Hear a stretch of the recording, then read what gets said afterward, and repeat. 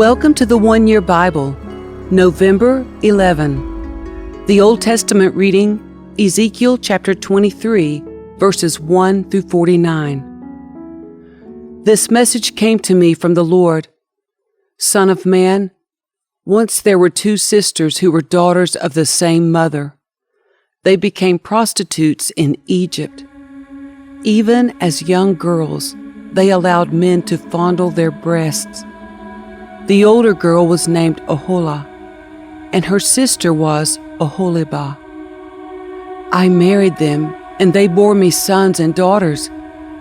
I am speaking of Samaria and Jerusalem, for Oholah is Samaria, and Oholibah is Jerusalem. Then Oholah lusted after other lovers instead of me, and she gave her love to the Assyrian officers. They were all attractive young men, captains and commanders dressed in handsome blue, charioteers driving their horses. And so she prostituted herself with the most desirable men of Assyria, worshiping their idols and defiling herself. For when she left Egypt, she did not leave her spirit of prostitution behind. She was still as lewd as in her youth, when the Egyptians slept with her, fondled her breasts, and used her as a prostitute. And so I handed her over to her Assyrian lovers, whom she desired so much. They stripped her, took away her children as their slaves, and then killed her. After she received her punishment, her reputation was known to every woman in the land. Yet even though Oholibah saw what had happened to Oholah, her sister, she followed right in her footsteps. And she was even more depraved, abandoning herself to her lust and prostitution. She fawned over all the Assyrian officers, those captains and commanders in handsome uniforms, those charioteers driving their horses, all of them attractive young men. I saw the way she was going, defiling herself just like her older sister. Then she carried her prostitution even further. She fell in love with pictures that were painted on a wall, pictures of Babylonian military officers outfitted in striking red uniforms.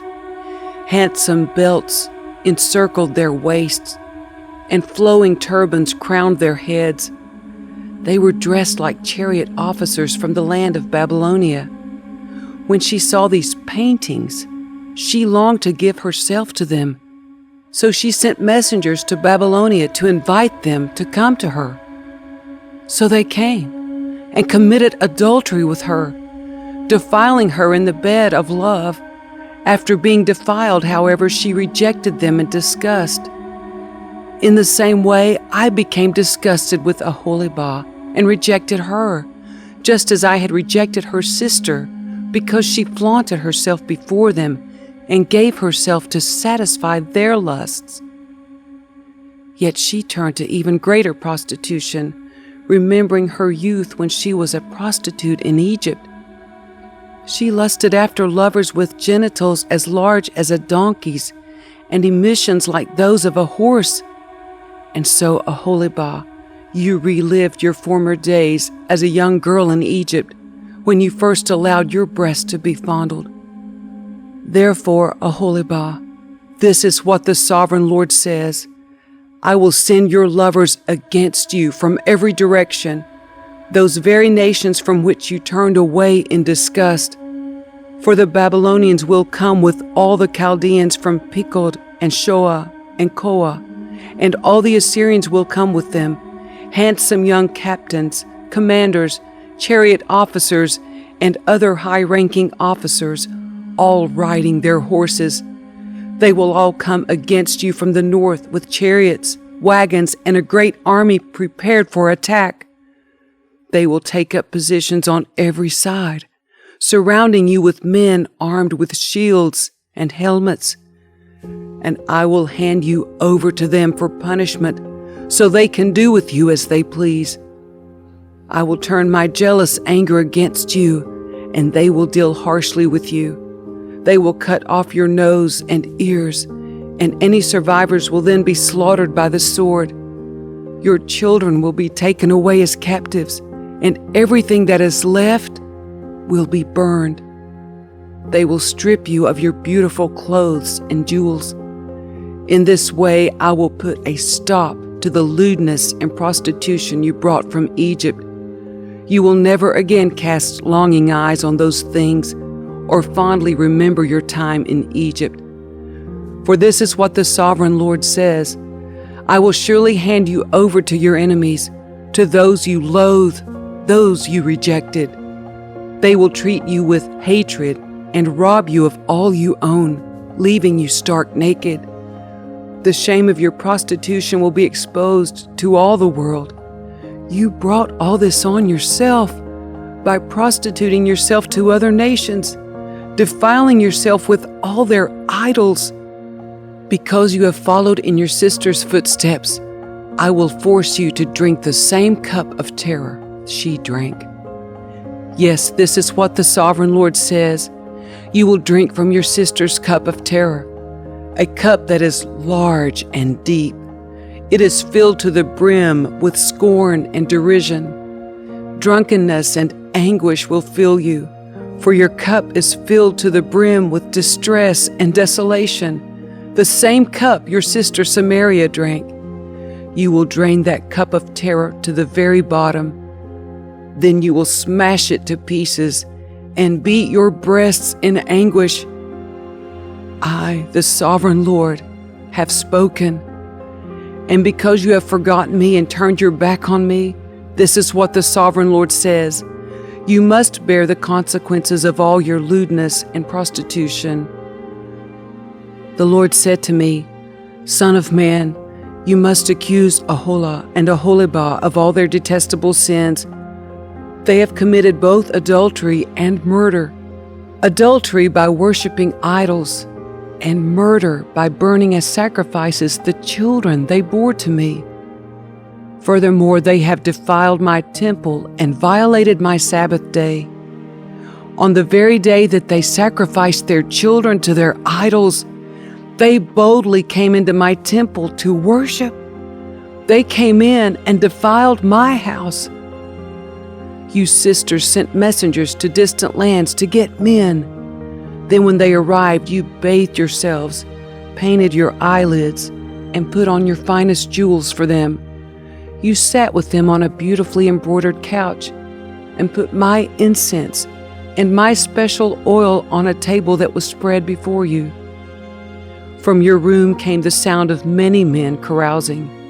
They were lustful men and drunkards from the wilderness, who put bracelets on your wrists and beautiful crowns on your heads. Then I said, if they really want to have sex with old, worn-out prostitutes like these, let them. And that is what they did. They had sex with Aholah and Aholibah, these shameless prostitutes. But righteous people will judge these sister cities for what they really are: adulterers and murderers. Now this is what the Sovereign Lord says: bring an army against them and hand them over to be terrorized and plundered. For their enemies will stone them and kill them with swords. They will butcher their sons and daughters and burn their homes. In this way I will put an end to lewdness and idolatry in the land, and my judgment will be a warning to all women not to follow your wicked example. You will be fully repaid for all your prostitution, your worship of idols. Yes, you will suffer the full penalty. Then you will know that I am the Sovereign Lord.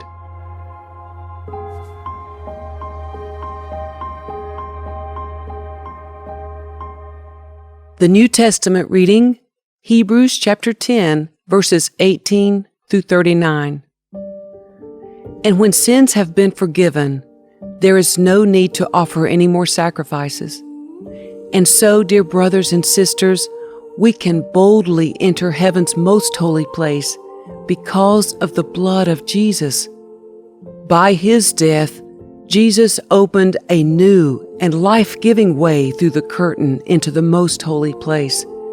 And since we have a great high priest who rules over God's house, let us go right into the presence of God with sincere hearts, fully trusting Him. For our guilty consciences have been sprinkled with Christ's blood to make us clean, and our bodies have been washed with pure water. Let us hold tightly without wavering to the hope we affirm, for God can be trusted to keep His promise. Let us think of ways to motivate one another to acts of love and good works, and let us not neglect our meeting together, as some people do, but encourage one another, especially now that the day of His return is drawing near.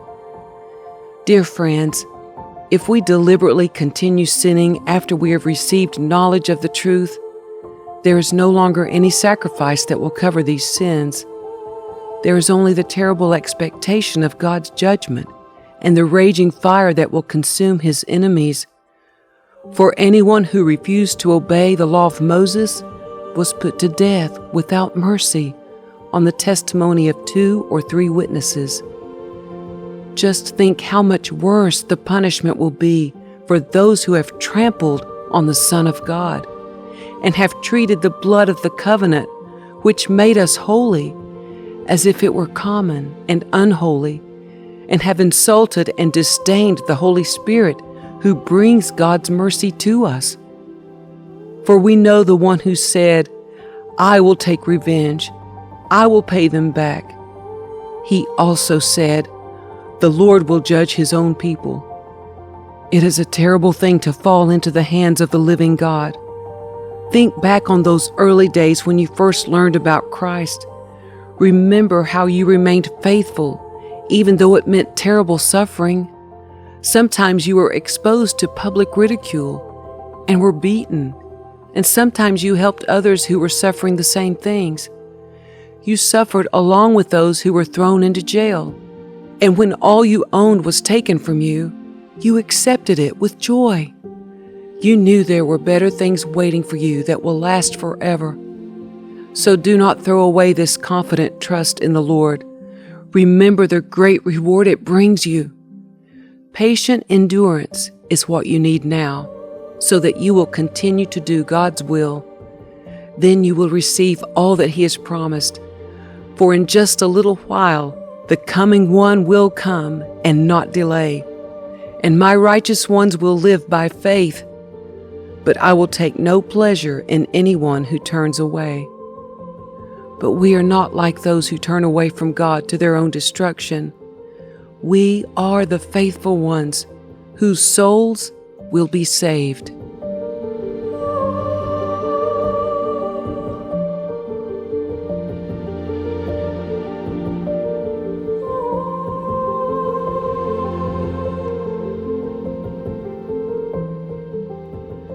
Psalm 109, verses 1 through 31.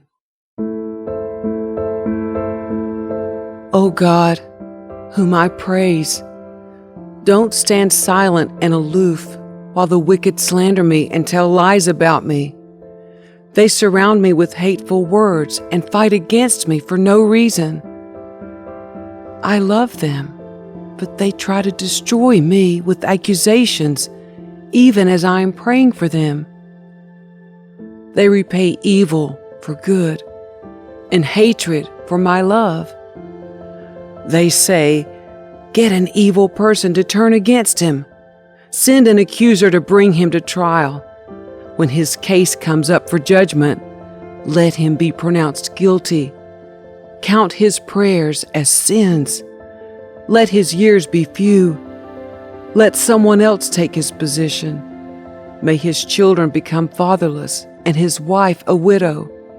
May his children wander as beggars and be driven from their ruined homes. May creditors seize his entire estate and strangers take all he has earned. Let no one be kind to him. Let no one pity his fatherless children. May all his offspring die. May his family name be blotted out in the next generation. May the Lord never forget the sins of his fathers. May his mother's sins never be erased from the record. May the Lord always remember these sins, and may his name disappear from human memory. For he refused all kindness to others. He persecuted the poor and needy, and he hounded the brokenhearted to death. He loved to curse others. Now you curse him. He never blessed others. Now don't you bless him. Cursing is as natural to him as his clothing, or the water he drinks, or the rich food he eats. Now may his curses return and cling to him like clothing. May they be tied around him like a belt. May those curses become the Lord's punishment for my accusers who speak evil of me. But deal well with me, O sovereign Lord, for the sake of your own reputation. Rescue me, because you are so faithful and good. For I am poor and needy, and my heart is full of pain. I am fading like a shadow at dusk. I am brushed off like a locust. My knees are weak from fasting, and I am skin and bones. I am a joke to people everywhere. When they see me, they shake their heads in scorn. Help me, O Lord my God. Save me because of your unfailing love. Let them see that this is your doing, that you yourself have done it, Lord. Then let them curse me if they like, but you will bless me. When they attack me, they will be disgraced, but I, your servant, will go right on rejoicing. May my accusers be clothed with disgrace. May their humiliation cover them like a cloak. But I will give repeated thanks to the Lord, praising him to everyone, for he stands beside the needy, ready to save them from those who condemn them.